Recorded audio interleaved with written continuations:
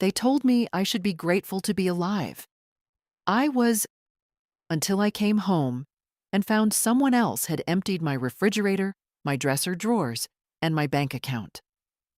The walls of the hospital room still smelled like antiseptic when I signed the discharge papers. A young nurse with over-enthusiastic cheer wheeled me out, chatting about the weather, my lucky recovery, and how wonderful it must feel to be going home. I didn't answer. My voice hadn't yet returned to its full strength after the coma. That, and I didn't trust it not to shake. The taxi pulled up to my house, or what used to be my house.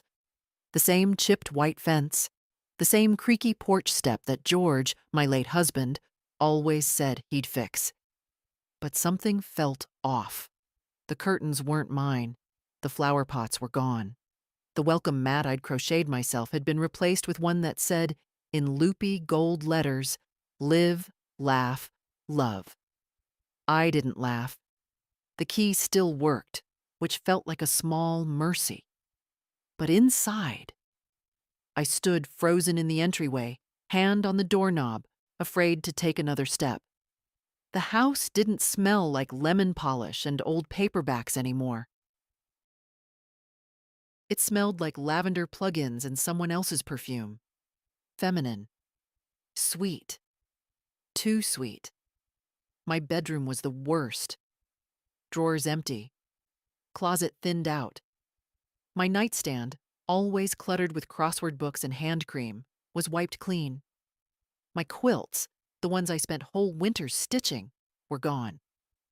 Only a gray duvet I didn't recognize remained. In the kitchen, there was almond milk in the fridge. I've never drunk almond milk in my life. A box of gluten-free crackers sat on the counter. Gluten-free? For who? I called out, even though I knew no one would answer. David? My son's name came out dry and unsure. Elise? Nothing. Just the low hum of the refrigerator that wasn't mine. On the dining table, I found a note, torn from a notepad I didn't own. Ruth, we'll be by this weekend to help you settle in. Don't worry about anything. Rest up. Love, D&D. Settle in? I whispered. This was my house. I wasn't a guest here. I'd lived here for 41 years. David was raised under this roof. And Elise, his wife. She only started coming here in her 30s, and never without a wine bottle and comments about my dated decor. I sat down slowly, legs trembling. A framed photo of George and me on our 40th anniversary was gone from the mantel. In its place, a generic print of a beach scene. That was the moment I realized. It wasn't just a matter of tidying. Someone had deliberately erased me. But it wasn't until I checked the mail pile by the door that I felt the true cold in my chest. A statement from my bank, marked Final Notice. It claimed my checking account had been closed. There were transactions listed that I didn't recognize. Wire transfers, all within the last 6 weeks, totaling more money than I had ever withdrawn in 1 year. And then, a second envelope. From Liberty Mutual Life Insurance. Inside was a letter that began, "We are pleased to confirm that the life insurance policy for Ruth E. Halberg, policy John 1873335, has been successfully processed and paid out to the designated beneficiary, Elise Halberg, on June 3rd, 2023. June 3rd, the day after I opened my eyes in the hospital. I stared at the words until they blurred. They had cashed out my death. I was still here, breathing, thinking, hurting, and somewhere out there, my daughter-in-law was living as the legal beneficiary of a $500,000 payout. A payout she couldn't have received without proof of death, without a death certificate, without telling the world, on paper at least, that I no longer existed. My hands shook as I set the letter down. I was alive, and apparently that was the problem. I spent that night sitting upright in the recliner, still in my coat. I didn't sleep. I didn't change. I didn't cry. I just sat there, as if moving would confirm what I feared most, that I no longer belonged here. At dawn, I made tea the way I always had. Same old kettle, chipped handle. The mug was new, though, one of those oversized novelty ones with a cat pun on it. Perfect morning. Not mine. Elise's taste, no doubt. I sipped anyway, not because I wanted tea, but because it was one of the last things that still felt like mine. By 8 a.m., I was standing in front of the bank, wearing the same coat I'd worn home. My legs ached, and my left hip still throbbed from the crash, but I stood straight. I wasn't going to sit down again until I had some answers. The young man at the reception desk blinked when I gave my name. Ruth Halberg? Yes. He glanced at his screen, then back at me. I'm sorry, ma'am. It says here the account holder is deceased. I looked him dead in the eye. Do I look deceased to you? His ears flushed red. No, ma'am, I want to speak with the manager. 5 minutes later, I was in a small glass office with a woman named Dana. Late 30s, probably someone's mother. She wore too much perfume and a look of carefully rehearsed professionalism. We understand this must be very upsetting, she said, fingers tented like she'd done this before. According to our records, your account was closed following the submission of a death certificate filed by your financial power of attorney, Elise Halberg. Elise is my daughter-in-law, not my executor, not my voice. She's never even held my hand. She had notarized documents, Dana said, signed by you last year. I never signed anything like that. Dana turned to her screen.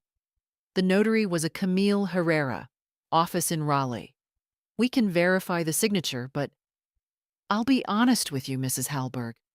Once the certificate was filed and the funds transferred, the matter was processed as closed. I took a slow breath.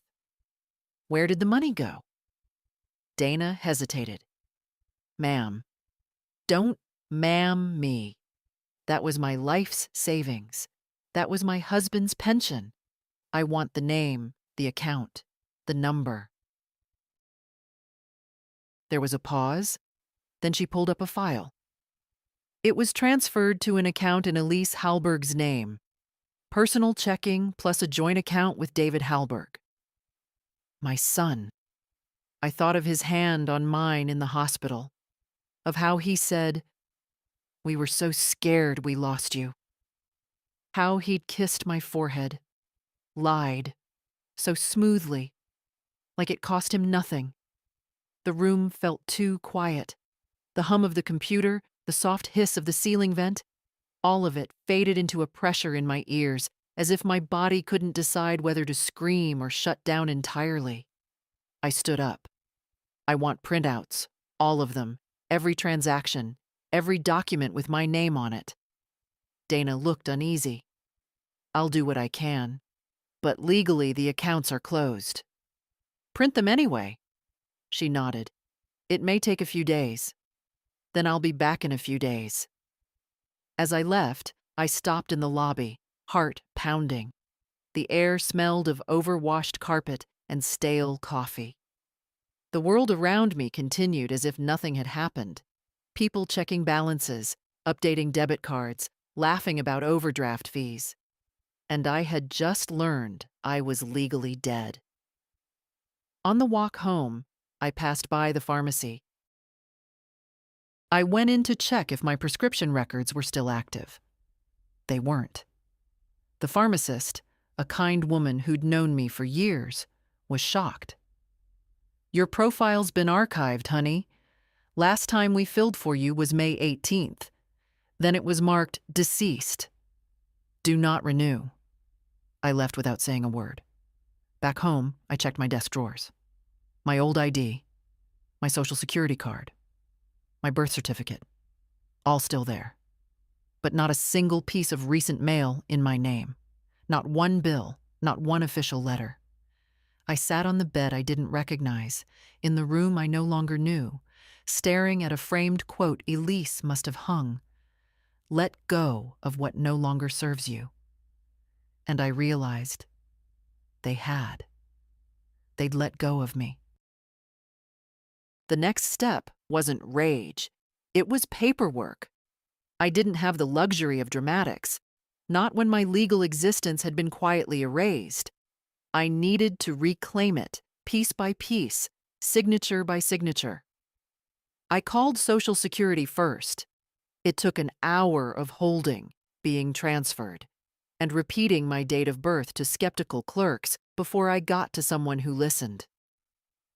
"You're saying someone filed your death certificate?" the woman asked, typing loudly.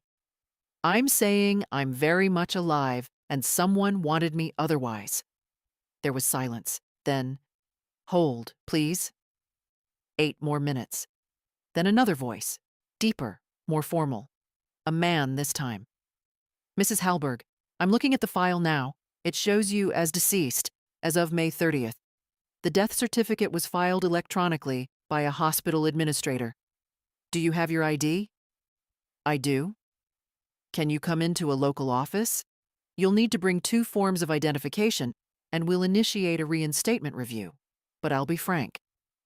Reversing a death status isn't simple. It's rare. We'll need proof." "Such as?" "Medical records, a doctor's note, witnesses. We also flag for fraud if the original death certificate appears false." Fraud. The word tasted clean, cold, like metal. I made an appointment for the next morning. After hanging up, I sat for a long time on the living room sofa, arms folded over my chest, thinking. How far had David and Elise gone? Filing documents, shutting down accounts, emptying my home? They hadn't just wanted me gone. They had made sure I couldn't come back. The doorbell rang. I flinched, pulse spiking. I wasn't expecting anyone. I hadn't told anyone I was back. When I opened the door, it was my neighbor, old Harold from across the street. He'd known George. Still mowed his own lawn, even though he had no business doing it with his knees. "Ruth," he said, eyes wide. "Well, I'll be damned." I managed a smile. "Afraid not, Harold. Turns out I'm still kicking." He stepped forward, lowering his voice. "I saw the ambulance back in May. They said you'd... Well, Elise told us there was a memorial, said you didn't want visitors." That stopped me. "There was a memorial?" He nodded, somber. "They held it at St. Mary's. Small thing. Just family and a few neighbors. They even passed out little pamphlets with your picture. Elise cried through the whole thing. My own funeral. A woman I couldn't stand had cried at my funeral, while knowing I was alive and comatose." I gripped the doorframe to keep from swaying. "Harold, did you by chance keep one of those pamphlets?" He blinked. "Think I might have. You want it?" "Yes." 10 minutes later, I held it in my hands. A printed program. My name, a date of death. A stock photo of Lily's. A quote I never said. She lived a quiet life of service and dignity. I had lived a noisy life, damn it. A strong one. Built a business from nothing. Raised a child alone after George died. Paid for his college, his wedding, his down payment. And now I was a quiet footnote. Elise's idea of dignity was silence. But I wasn't quiet. Not anymore. I spent the afternoon calling the hospital, my charts, my records, every paper trail that proved I had been alive and breathing past the date on that memorial. The nurse at patient records sounded confused. "But, Mrs. Halberg, our file says you were discharged June 2nd. "I was. After waking from a coma. Then how— wait, who declared you dead? That's what I'm asking. She promised to pull the file and call back. I stared out the window as evening fell. The street looked the same. Kids on bikes. Harold sitting on his porch. Nothing had changed. Except me. I had been buried alive on paper. But tomorrow I was walking into Social Security with proof. I was coming back from the dead, and the people who buried me were going to wish they had done it properly. I wore my church coat to the Social Security office the next morning, not because I wanted to look nice, though I suppose that mattered too, but because it still smelled like me. Cedar, dust, the ghost of George's aftershave from where he used to hug me before leaving for work. I wanted to walk in as myself, not as a case number, not as a ghost. The building was crowded, and the air was thick with that strange blend of frustration and bureaucracy. Children crying, old men arguing about benefits, clerks behind windows tapping away without looking up. I waited almost 2 hours before my number was called. "Window 4, the speaker crackled. I stood up with effort and walked slowly, deliberately. I was still recovering, but I made sure not to limp. The last thing I needed was pity. I needed recognition. The man behind the glass had silver hair and a long scar across one hand. He looked like someone who'd seen too much to be easily surprised. "Ruth Halberg," I said, setting my folder down. He looked up. His eyes did a quick scan. My face, my documents, my presence. "I'll be damned," he muttered, then caught himself. "Sorry, ma'am. It's just, your file says you died. Yet, here I am." He opened the folder, flipping through my evidence. Doctor's note from the hospital. Discharge papers. A letter from the attending physician confirming the coma and the date I woke up. June 1st. 3 days after the date Elise listed as my death. He frowned. "And you say the death certificate was filed by Elise Halberg, my daughter-in-law, acting as my financial power of attorney. Do you have that document?" "I don't. I never signed one." He nodded. "Then we may be looking at fraud." He began typing, hands moving quickly. "We'll begin reinstatement proceedings. It'll take time, possibly weeks. Your benefits will be frozen until your status is corrected, but we'll expedite what we can. And the death certificate? We'll need to contact the issuing source, see who signed off. If it was forged or filed improperly, that's a legal issue." I leaned in slightly. "Do I need to hire a lawyer?" He met my eyes. I would. Back home, the quiet felt heavier. Not peaceful, not serene, just full of things unsaid. There was a message on the answering machine, Elise's voice. "Hi, Ruth. Just checking in. Hope you're adjusting okay. We'll swing by next weekend to bring groceries." Groceries. For the woman they'd declared legally dead.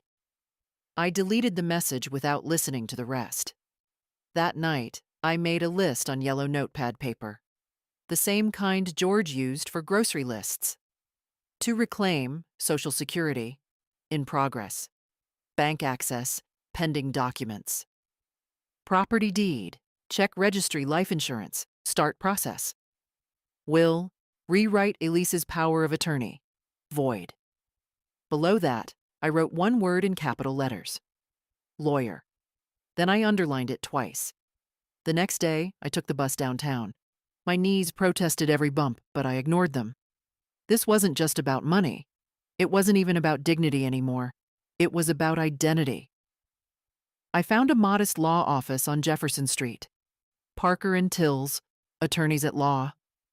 The name sounded old-fashioned, and that suited me fine.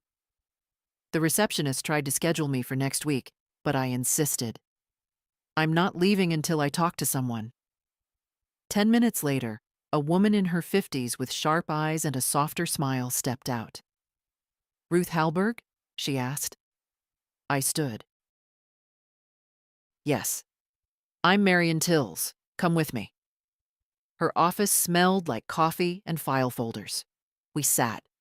I told her everything: the coma, the death certificate, the emptied accounts, the memorial, Elise, David, the insurance letter. When I finished, Marion leaned back and let out a long breath. Well, she said, they picked the wrong grandmother to bury. I smiled. First time in days. They committed fraud, Ruth. That's not just immoral, it's criminal. If we can prove forgery or misrepresentation, we can file both civil and criminal charges. And get the money back? That too. I nodded. Good. Because they didn't just steal from me. They tried to erase you. Yes, I said, but I'm back. Marion Tills worked fast. By the following Monday, she had already filed preliminary motions to challenge the power of attorney and had drafted letters to both the hospital and the county clerk's office, requesting the original death certificate and any notarized documents attached to it. They have 10 business days to respond, she told me, sliding a copy of the letter across her desk. Meanwhile, we start collecting your life again. It sounded simple. It wasn't. The deeper we dug, the clearer it became. Elise hadn't just filed a fraudulent death certificate. She'd prepared for it, months in advance. She laid the groundwork like a professional, Marion said, frowning over the copies of the notary log Elise used. Camille Herrera notarized 6 documents on the same day, all related to you: healthcare proxy, financial power of attorney, living will, and the death certificate filing, all with the same signature. My signature. But it isn't, Marion said. Your handwriting is clean, rounded. These are sharp, rushed. I'll get a forensic document analyst to confirm it. Elise had forged everything. Your average criminal might have done it sloppily. Elise made it look legitimate. She even used the same pen across all documents. We needed more than suspicion. We needed evidence. Marion recommended a forensic accountant to analyze the flow of funds from my accounts. The man's name was Clive, and he spoke like a calculator. It's clean fraud, he said bluntly. They didn't just drain the account, they moved it into layered holdings. Elise opened 2 shell accounts under maiden name variations. From there, they ran funds through property deposits and private investments. How much did they move? He looked up. All of it, including the life insurance payment. The total stands at $578,600.84. I nodded slowly. I spent my whole life earning that. They spent it in 3 weeks. Less, he said. There's still movement on one of the accounts. They're still spending? I asked, stunned. Oh, yes, Clive replied. The last transaction was last Thursday, a reservation at a resort in Hilton Head. 5-star. Marion's jaw tightened. They think you're buried. They're celebrating. That was the first time I laughed. It wasn't a warm laugh. It was a rusted, brittle sound, like something sharp breaking under pressure. When I left Marion's office, the sky was gray with early spring clouds.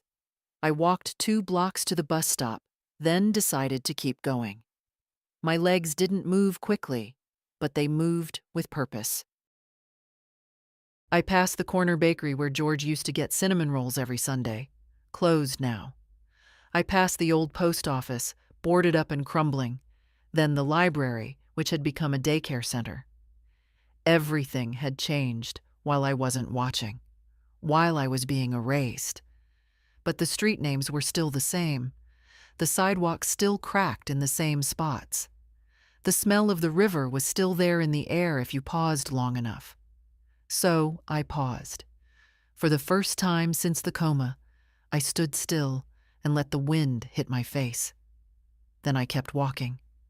not toward anything, but away from being afraid. When I got home, there was a car in the driveway, Elise's Lexus. I didn't stop walking. I opened the front door to find her sitting on my couch, her legs crossed, a mug in her hand, acting like she owned the place. Because, in her mind, she did. "There you are," she said. "I've been waiting an hour." I took off my coat and hung it slowly, deliberately. "You're not welcome here. Ruth, let's be reasonable. We're family." "No, Elise. Family doesn't declare each other dead." She smiled, tight and practiced. "There were complications. The doctors weren't sure. David and I had to make quick decisions. You filed a death certificate, held a memorial, took my money." She stood. "You don't understand how hard it was, the stress, the uncertainty. David thought you'd never wake up, and you weren't handling your finances well before the accident. We had to step in. You didn't step in. You stepped over me." She walked toward me slowly, putting the mug down. "Look, what's done is done. We've used the money to stabilize things, pay down debt, secure investments. If we fight this in court, we all lose." "No, Elise," I said. "You lose. I reclaim." Her face twitched. "You're not thinking clearly." I looked her dead in the eye. "No, for the first time in years I am." She stepped closer, lowering her voice.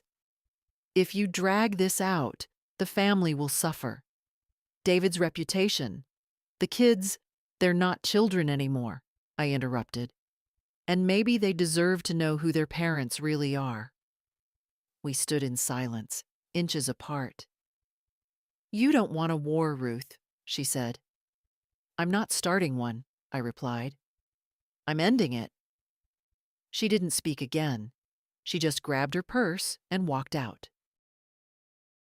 The next letter came certified. Marion handed it to me herself during our Wednesday meeting, her mouth a thin line. "It's from David's attorney." I opened it with steady hands, already knowing what I'd find. "Dear Mrs. Hallberg, we are writing on behalf of our client, Mr. David Hallberg, regarding the recent disputes and allegations of financial misconduct. Please be advised that Mr. Hallberg and his wife, Elise Hallberg, acted in accordance with documents legally executed under the presumption of your incapacitation. Any attempts to interfere with their legal control of assets or to initiate public accusations will be met with appropriate legal response." Below that, in smaller font, was a vague threat about defamation. "They're nervous," Marion said. "They should be." She nodded. "We'll respond, of course, but this confirms what we suspected. They're digging in." That night, I couldn't sleep. I lay awake in the guest bedroom of a neighbor's house. I hadn't slept in my own home since Elise's visit. It felt wrong, like curling up inside someone else's lie. But I wasn't angry anymore. Not like before. Anger burns too hot to hold for long. What came instead was something colder, sharper. Resolve. The next morning, I met with Clive again. He brought charts, neatly labeled, color-coded, a full map of where every dollar had gone. Elise had used my insurance money to buy a share in a tech startup she had no background in. David had paid off both of their student loans, 20 years old, long dormant. They refinanced their home, took a vacation, bought a car. Not a cent had been saved. Not a cent had been earmarked for me. They hadn't just acted fast. They'd acted like it was theirs all along. "They treated your death as an opportunity," Clive said, "not a tragedy." He passed me one more document, a summary of the real estate holding for my own house. "They filed to have the deed transferred," he said. "Claimed you'd gifted the house to David a month before the accident." My mouth went dry. "They're taking my house too?" Not anymore, Clive said. We've filed a block on the title. Nothing can move until this is resolved. By the end of the week, Marion filed formal charges: fraud, identity theft, and financial exploitation of an elderly person. It triggered an investigation. The local news caught wind almost immediately. Small town, big scandal. A widow legally declared dead by her own family and brought back through court filings and medical records. The first reporter showed up on Friday. I didn't answer the door, but I saw the camera van parked across the street. On Saturday, someone left flowers on my porch. No note. On Sunday, David called. I didn't pick up. He tried again. Monday. Then sent a message. Mom, please? This has gone too far? Gone too far? As if I had started this? As if I was supposed to be grateful for the grave they'd dug and let them keep the shovel. That afternoon, I walked to the cemetery. Not to visit George, to visit myself. There, at the edge of Hillcrest Memorial Park, was a small marble headstone with my name on it. Ruth Elaine Halberg, 1945, 2023. She lived a quiet life of service and dignity, the same quote from the memorial pamphlet, the same lie. The grass was fresh, the flowers fake, the grave itself symbolic. They'd buried nothing but the truth here. I stood for a long time, reading the words they'd chosen to close my story. They thought they were writing an ending, but I wasn't done. The first court date came faster than anyone expected. Marion managed to push it through under emergency petition status, citing financial exploitation, fraud, and risk of asset dissipation. In plain English, if we didn't act fast, Elise and David might vanish with everything I'd spent a lifetime building. I arrived at the courthouse wearing my darkest coat, my hair neatly pulled back, a strand of pearls around my neck. The pearls weren't about vanity. They were George's last gift to me. I wanted them close. I wanted him close. Elise was already seated when we entered. Perfect makeup. Tailored dress. Her expression unreadable. David came in behind her, looking like a man walking into his own funeral. He avoided my gaze. Good. Let him sit with discomfort. The courtroom itself was small, nothing like the ones on TV. Fluorescent lighting, pale walls, an old clock that ticked loud enough to measure regret. The judge, a woman named Morales, took her seat without ceremony. We are here today in the matter of Ruth Elaine Halberg, she began, challenging the legal presumption of death, financial control via power of attorney, and claims of fraudulent asset transfer. Marion stood. Your Honor, my client is present today, alive and lucid, despite having been legally declared dead by her own family. We are prepared to present documentation of her medical status, evidence of forged signatures, and banking records showing misappropriation of funds exceeding $500,000. The judge raised her eyebrows, flipping through the files. That's quite a resurrection. A few chuckles in the courtroom. I didn't smile. David's attorney rose, a man named Simmons, all cufflinks and condescension. Your Honor, this entire situation stems from confusion during a medical emergency. Mrs. Halberg's condition was critical. The documents were processed in good faith under the belief that she would not recover. My clients acted to preserve the estate and make necessary financial decisions. Marion didn't even wait for him to finish. Necessary decisions? Like cashing in a $500,000 life insurance policy 2 days after she opened her eyes. The judge looked at Simmons. Did your clients attempt to verify death through official channels? They relied on hospital records and signed documentation, which we now believe to be forged, Marion added, sliding forward copies of the disputed signatures alongside samples from my voter ID, tax forms, and handwritten letters. The judge examined them carefully. I see the difference. Simmons squirmed. Elise sat still as glass. Marion continued. Your Honor, Mrs. Halberg was buried on paper, but she remained alive and conscious of the actions being taken against her. We are not here today merely to challenge a document.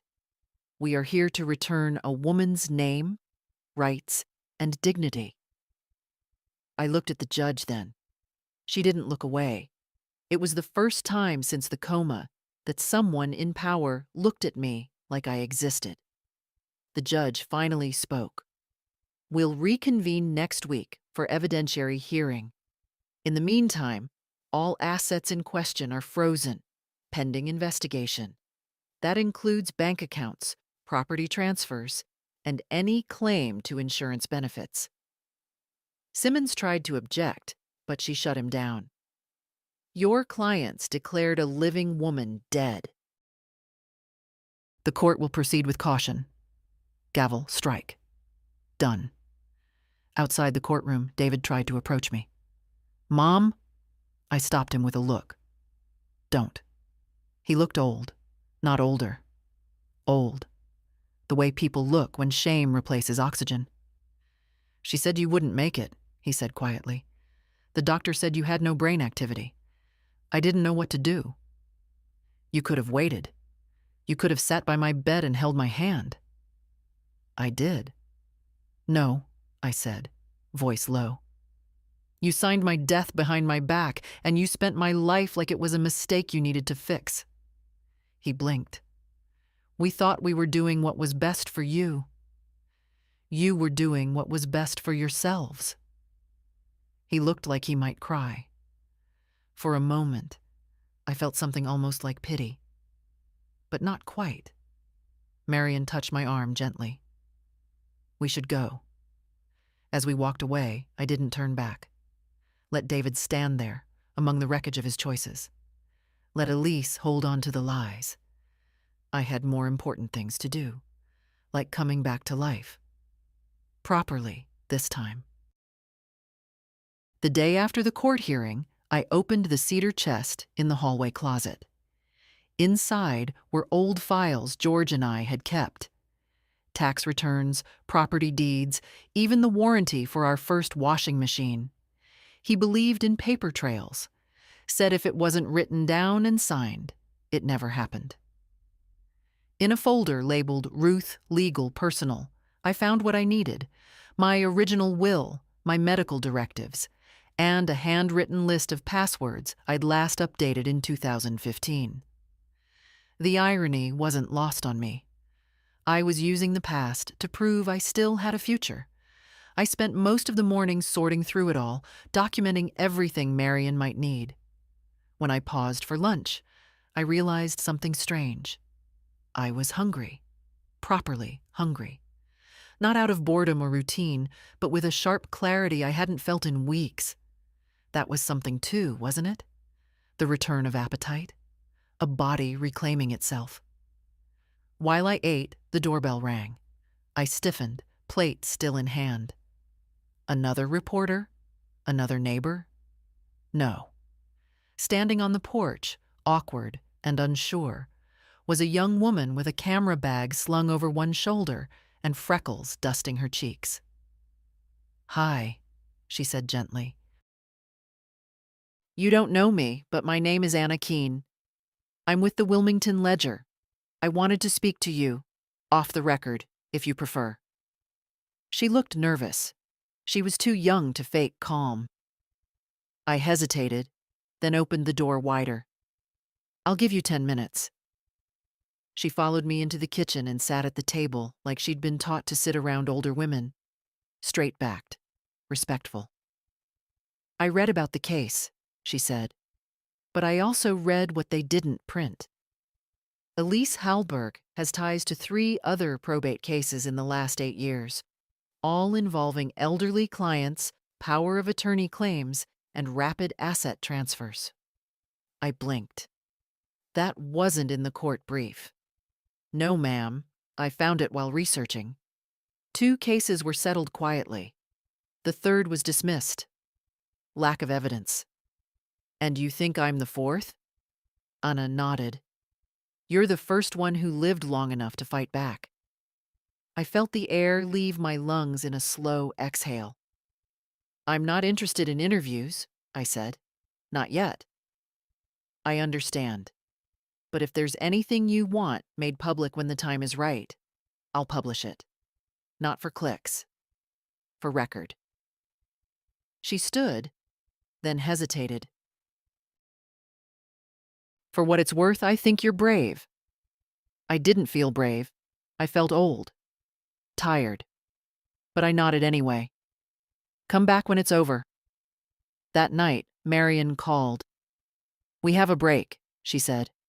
Camille Herrera, the notary Elise used, just gave a sworn statement. She never met you. She notarized those signatures as a favor to Elise, who claimed you were too ill to appear in person. Is that enough? It's fraud. Plain and simple. We'll have it entered as evidence next week. The next day, I visited the cemetery again. Not the fake grave, the one next to George's, where I'll actually rest someday.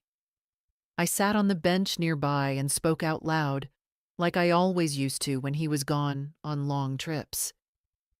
They buried me on paper, Georgie, I said softly. But I wasn't done living, and I'll be damned if I let them write my ending without asking me first. A breeze stirred through the trees. The air felt lighter, like the ground, for once, wasn't pulling me under. The evidentiary hearing was set for a Tuesday. By then, Elise had stopped making appearances. Only her attorney showed up, pale with the strain of bad headlines and worse clients. David still came, but never spoke. Not to me, not to Marion, not to anyone. He sat stiff and silent, like a man waiting for a verdict he already knew he deserved. Marion brought everything. Timelines, signatures, voice recordings from hospital staff, even photos from Harold's phone showing me waving from the porch 3 days after my date of death. The pièce de résistance was Camille Herrera's notarized statement, complete with apology. She lied to me, the notary wrote. I believed her. The judge listened carefully, flipping through page after page. Her expression never changed, but her eyes grew colder the longer she read. Then it was Simmons's turn. Elise's lawyer. He tried, bless him. He rattled off excuses. Medical miscommunication, compassionate intentions, legal gray areas. He emphasized how long I'd been unconscious, how uncertain my prognosis had been, how Elise had only done what any responsible caregiver might do in her place. Responsible caregivers, Marion said calmly, do not collect life insurance on living people. They do not drain accounts. They do not plan funerals. Simmons shifted, lips pressed tight. Judge Morales leaned forward. Has Mrs. Halberg's identity been fully reinstated with Social Security and the relevant agencies? Yes, Your Honor, Marion confirmed. As of last week. Good, the judge said, because this court recognizes her not only as alive, but as the sole legal owner of all disputed assets, effective immediately. I didn't exhale until the gavel struck. Frozen accounts were released, property deeds corrected, life insurance funds flagged for reversal, and a fraud report was passed to the district attorney for criminal review. David stood up like he might say something. Apologize, maybe. Or explain. But I turned my back before he got the chance. That afternoon, I returned home alone. No reporters, no Marion, just me in a quiet house that had been scrubbed of Elise's scents, slogans, and smug little throw pillows. I sat on the porch with a cup of tea and waited.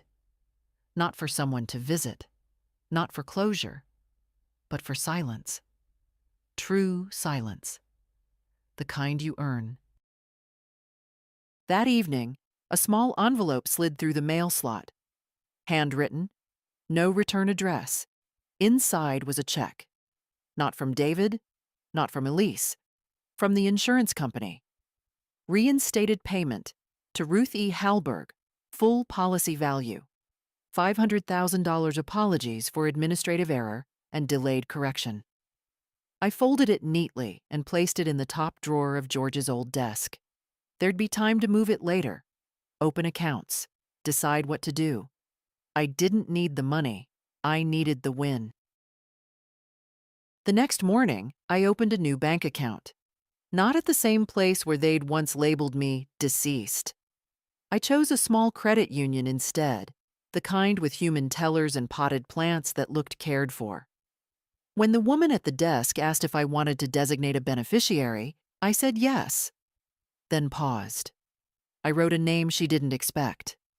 Melanie Rose Halberg, my granddaughter. David and Elise's only child. She was 25, working in another state, and had called me only twice in the last year. Both times after holidays she'd missed. But I remembered her as a teenager who once spent a whole afternoon brushing my hair while we watched old cooking shows. She was quiet then, gentle, before her parents taught her to treat affection like currency. I didn't know her anything, but maybe she still had time to unlearn what they taught her. When I got home, I found a voicemail waiting. Not from David, not from Elise, from Melanie. Grandma, I saw the news. I don't know what to say. I'm sorry. I didn't know any of it. I didn't even know there was a funeral. Are you okay? Please call me. Please. Her voice cracked near the end. I didn't call her back right away. Instead, I brewed tea and sat down with Marion's latest letter. The DA's office had officially opened an investigation into Elise Halberg for insurance fraud, identity theft, and elder exploitation. David hadn't been charged yet, but his name was on every document. And now that Elise had quietly retained new criminal defense counsel, it was only a matter of time. Marion included a note. If they reach out to settle privately, don't say yes. Let them sweat. So I waited. Not impatiently, not angrily. Just with quiet power. The way my mother used to wait for apologies. Not because she needed them, but because the waiting forced the other person to face themselves. That afternoon, someone knocked on the door. Not Elise, not David. Melanie. In jeans and a college sweatshirt, with circles under her eyes and no makeup. Like she'd driven straight through the night and barely stopped to sleep. Grandma, she whispered, as if she didn't trust the word yet. I let her in. I didn't say much. She sat across from me at the table and cried quietly into a napkin. I didn't know, she said. They told me you were in a coma, and then that you'd passed. I was in school, and they said you didn't want a funeral, just a quiet cremation. I never even... She broke down again. I didn't comfort her with words. Instead, I poured her a cup of tea. The same way I did when she was little.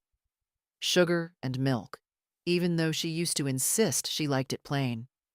She drank it in silence, then looked at me with her father's eyes, but none of Elise's coldness.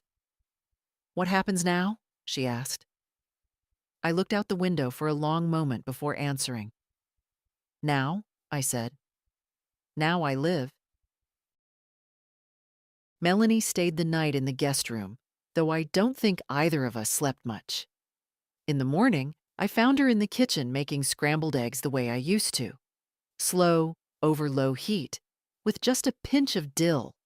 She looked over her shoulder sheepishly. I didn't know if you'd be up yet. I nodded, taking in the smell. I'm always up early. Comes with surviving things. She smiled, but it didn't reach her eyes. Grandma? Is it true about the money? I set the table. 1 plate, 2 forks. Which part? The part where they declared me dead? Or the part where they helped themselves to $500,000? Melanie winced. I had no idea, honestly. I thought the insurance was for funeral costs. Dad said you didn't leave a will, that you— He lied, I said simply. She went quiet. After breakfast, she followed me into the garden. The flower beds had gone wild in my absence, dandelions taking over the east fence, creeping vines spilling over into Harold's yard. I didn't mind. There was something honest about it. Nature takes back what we forget to tend. I want to help, Melanie said suddenly. With the garden? With everything. With you. I can testify, if it comes to that, or speak to the media, or, I don't know, just be here. I straightened up, wiped my hands on my gardening apron. You're not responsible for their crimes. But I'm their daughter. You're also mine. She looked at me, surprised. I didn't raise you, no, I continued, but you carry part of me, and maybe you can carry that forward differently than they did. Tears welled in her eyes, but she blinked them away. I got a job offer last month, she said. In Oregon. I turned it down. I was scared to be far from family. And now? She looked down at the soil, then back at me. I think maybe distance is exactly what I need. I nodded. Take the job, Melanie. You're not angry? I'm proud. She hugged me. Not delicately, not like a performance. Just 2 arms wrapped around mine like she needed to make sure I was real. Before she left that afternoon, she handed me a small envelope. Inside was a Polaroid, faded, bent at the corners. A girl in a yellow dress standing in my kitchen, holding a wooden spoon bigger than her arm. I found it in a box last year, Melanie said. I used to love that dress, and that spoon. You let me stir cake batter with it. You got more flour on the floor than in the bowl, I said, smiling. She laughed. I was 6. You were joy. That night, I placed the photo on the mantel, right where my obituary used to sit. The first knock came just after dusk. I had just poured tea and turned off the porch light when I heard it, soft, almost hesitant. I opened the door to find David. He looked like he hadn't slept in days. Hair uncombed, jacket wrinkled, no Elise beside him. Just my son, alone on the steps of a house he no longer owned. Hi, Mom. I didn't move, didn't gesture for him to come in, just waited. He glanced over his shoulder like he half expected someone to pull him back, then looked at me. I don't know where to start. You start, I said, by using your name, not a legal team. He nodded, swallowing. I'm sorry. Are you? I asked. He took a shaky breath. I didn't know it would get this far. Elise, she told me everything was legal. That the doctors said you'd never recover. That we were just tying up loose ends. And the money? I asked. He flinched. She said it was ours. That you would have wanted us to have it.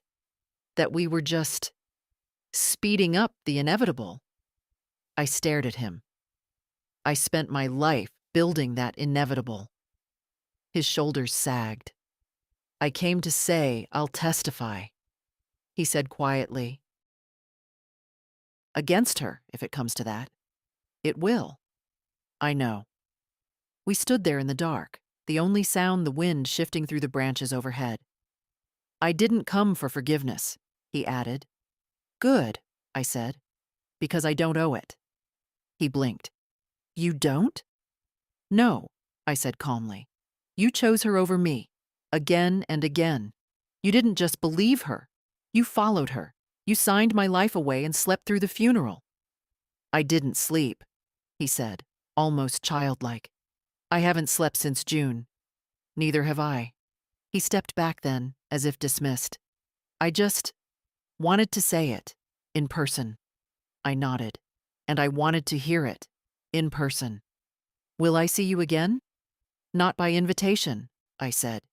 He nodded slowly, then turned and walked back down the steps, his head low. When the door clicked shut behind me, I didn't cry. I cleaned the kitchen, folded laundry, and for the first time in months, slept through the night. The next morning, Marion called. Elise has formally been charged, she said. Fraud, identity theft, insurance fraud, and 2 counts of elder abuse. And David? Still under review. His cooperation may keep him out of prison, but the civil suit will stand. Good. There's something else. She paused. The life insurance company offered a quiet settlement. Half the policy, no lawsuit, no headlines. I declined, of course. Of course. But I thought you'd like to know what they called it. What? She chuckled darkly. They called your claim unusually resilient. I laughed. Really laughed. It echoed through the house like something being unburied. That night, I sat down at George's desk, pulled out the same yellow notepad I'd used before, and began a new list. But this time, it didn't start with to reclaim. It started with to begin. Change the locks. Open a scholarship fund, visit Melanie in Oregon, plant a new garden. Write it all down. I didn't need revenge. I didn't even need closure. I just needed the next chapter. The courtroom was colder this time, not in temperature, but in presence. Elise sat at the defendant's table, her expression tighter than ever, lips pressed into a line that once used to smile for photographs. Now she didn't look at me. Not once. Not even when I took the stand. The prosecutor began gently, as if I might break. I didn't. Mrs. Hallberg, can you confirm that you were declared legally deceased on May 30th? Yes. Were you, in fact, deceased at that time? Clearly not. Some laughter in the gallery. Even the judge cracked a smile. He continued. And who filed the death certificate? Elise Hallberg. Your daughter-in-law. That's what the marriage license says. And did you authorize her to act as your power of attorney? No. Did you sign any documents granting her such authority? Never. Did she gain access to your financial records and assets after filing that certificate? She did. And she took them. He nodded, flipping through exhibits. To your knowledge, was she aware you were alive when she filed? I stared across the room, not at Elise, but just past her. The empty air where the lie had once lived. She knew. She visited me in the hospital the week before. I was unconscious, but alive, breathing, monitored, and she signed my death anyway. The silence that followed was different this time, heavier, like even the walls were listening. The defense didn't have much. They tried to argue confusion, miscommunication, urgent decision-making in the face of family crisis. But they didn't argue the signatures. Not after the handwriting expert took the stand and described in detail how each of Elise's forgeries betrayed her. The slant too steep, the loops too small, the pressure too erratic. And they didn't argue the money. Not after Clive presented the full audit. Over $570,000 rooted, hidden, spent, redistributed, all within weeks of the death. The timelines didn't lie. They couldn't lie. David was present, sitting in the back row. He kept his head down. I didn't acknowledge him. That chapter had closed. The jury deliberated less than 4 hours. When they came back, their verdict was unanimous. Guilty, on all counts. Elise didn't cry. She didn't plead. She just sat there, the same way she had sat on my couch that day, with the mug in her hand. as if nothing was wrong, just waiting for the mess to clear. Only this time, she wasn't leaving my house. She was leaving in handcuffs. I didn't celebrate. I didn't cheer. I just stood, adjusted my coat, and walked out of the courtroom into the crisp October air. Outside, Marion joined me. She didn't say much, just held out a folder. Everything's finalized. Full restitution. Charges registered. Your name is yours again. Thank you, she smiled. You were remarkable. I shook my head. I was tired. Tired and remarkable aren't mutually exclusive. I went home and lit a candle on the kitchen table. Not for ceremony, for warmth. Then I opened a new notebook. The first page was blank, waiting. I thought for a long time before I wrote the first sentence. Not about Elise, not about David, not even about death, but about breath. They thought I was finished, but I was still breathing, and sometimes breath is all you need to begin again. The house grew quiet again, not from absence, but from restoration. I changed the locks first, then the curtains, then the paint on the front door, from tired white to deep, steady green. Not dramatic, not loud, just enough to make it mine again. Some days I forgot what they'd done, not in the way people forget names or appointments, but in that softened way the body sometimes forgets a bruise until you press it. Then it pulses, then it remembers. So I stopped pressing. Instead, I planted lavender in the west bed, basil and rosemary by the porch. I even dug up the old corner where Elise had tried to start a rock garden, replaced every stone with soil, every silence with seed. By late October, things had begun to bloom again. Melanie called weekly now, her voice steadier with each call. She'd taken the job in Oregon, a youth center of all things. I asked her once if she liked it. I don't know yet, she said, but I like who I am when I leave at the end of the day. That's something. It was. We planned a visit for spring. I told her I'd bring the lemon cake recipe and an old wooden spoon. One night, Harold came over with pie, still warm, full of cinnamon and apology. I should have checked, he said. When they told us you'd passed, I should have come by anyway. You did what you thought was kind, I replied.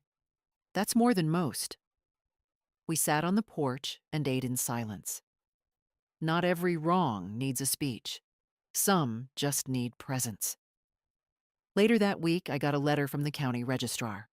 A stamped confirmation of identity reinstatement, complete with embossed seal. The paper was thick, official. Ruth Elaine Halberg, it read. Living. Verified. I pinned it inside the hallway closet door, not for show, but for safekeeping.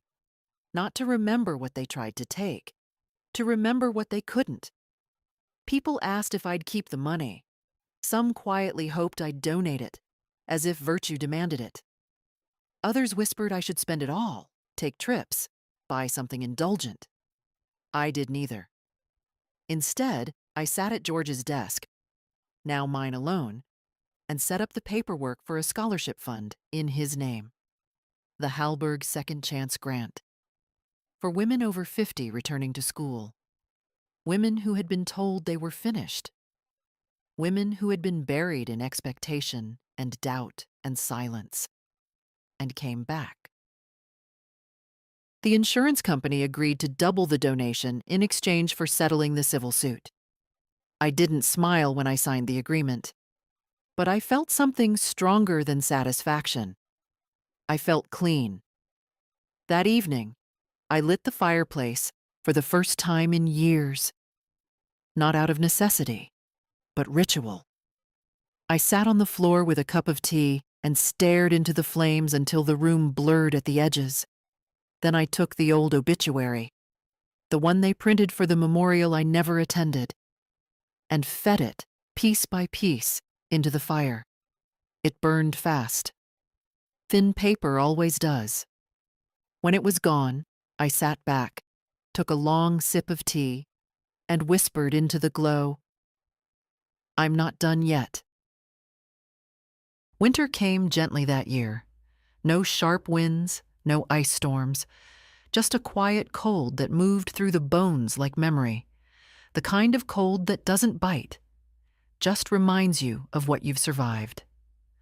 I filled the house with small lights, soft ones, over the sink, in the hallway, around the porch railing, George built by hand. Not for decoration, for warmth, for proof that something was alive here, that someone was home. One morning, I found a letter from the local university, a thank you note from the first recipient of the Halberg grant. She was 57, a mother of 3, left a difficult marriage and was going back to study nursing. "I didn't think anyone would bet on me at this stage," she wrote. "But then I read your story. That was when it hit me. I wasn't just back. I was visible, named, counted. I existed in someone else's hope now, not as a lesson, but as a lighthouse." In March, Melanie flew me out to Oregon. We didn't do much, just drank coffee on her small balcony, walked through foggy parks, and talked like we hadn't wasted years letting silence speak for us. She called me Gran again. I didn't correct her. On the last night, we cooked dinner together. Salmon and lentils and that lemon cake we always used to botch. It still came out too dense, but neither of us cared. "You really forgave me?" she asked. I looked her in the eyes. "You didn't betray me. You just believed people who did." She nodded slowly, holding her mug close. "You think they'll ever change?" "Elise?" I said. "No." "Dad?" I was quiet for a moment. "He might, but that's not your job, or mine." Back home, spring came early. The garden exploded. Lavender, mint. Daisies I never planted, maybe seeds carried by the wind. I let them grow. Not everything has to be controlled. Some things are better wild. A reporter called in April, asking if I'd give a televised interview. I said no. Not out of fear, but because I'd already said everything I needed to. I didn't want applause. I wanted peace, and I had it. One evening, I sat on the porch, watching dusk settle. The sky was the color of bruised violets, and the air smelled like new soil. I thought of all the women like me, buried early, praised for silence, dismissed as fragile, erased without permission. I thought of how many of us wake up in hospital beds to find the world moved on without asking. If you're one of them, if you've ever been told you should be grateful just to survive, while the people around you steal your name, your work, your worth, let me tell you this: you're not done. You get to come back. You get to reclaim. You get to write the next page. Not with rage, but with clarity. Like breath. Like truth. If this story found you, share it. With a friend, a sister, a stranger. Leave a comment. Say something. Don't let silence finish what someone else tried to erase. They buried me on paper, but I was still breathing. And that was enough.